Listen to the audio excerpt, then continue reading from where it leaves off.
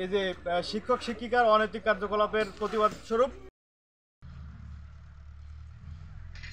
তাহলে আমাদের সন্তানরা আগামী দিনে খারাপ ছাড়া ভালো পথে যাবে না।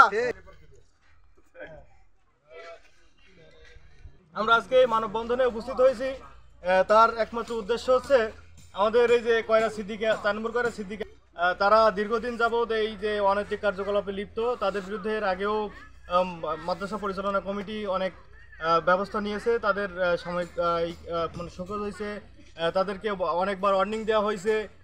বিগত কিছুদিন আগে তাদের এই যে রাতের আধারে অনৈতিক কার্যকলাপের সময় গ্রামবাসী আটক করে তাদেরকে প্রশাসনের কাছে হস্তান্তর করে, সেখান থেকে তাদের কোর্টে প্রেরণ করা হয় মামলা দিয়ে, এবং পরবর্তীতে তারা সেখানে জামিনে মুক্তি পায়।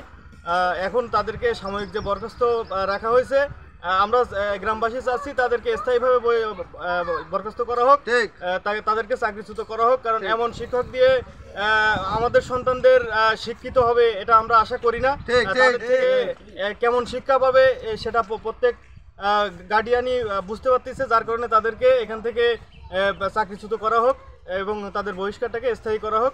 আমাদের গ্রামবাসীর পক্ষ থেকে এটাই আমাদের আবেদন, দাবি আমাদের মহলে।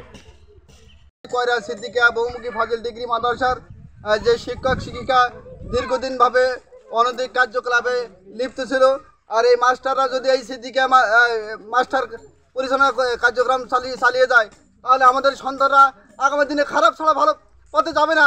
তাই আমরা এরকম মাস্টার, এরকম শিক্ষক শিক্ষিকা সিদ্দিকা মাদ্রাসা যাতে না থাকে উদ্যতন দৃষ্টি আকর্ষণ করছে যে তাদের দীর্ঘই বহিষ্কার করার দাবি।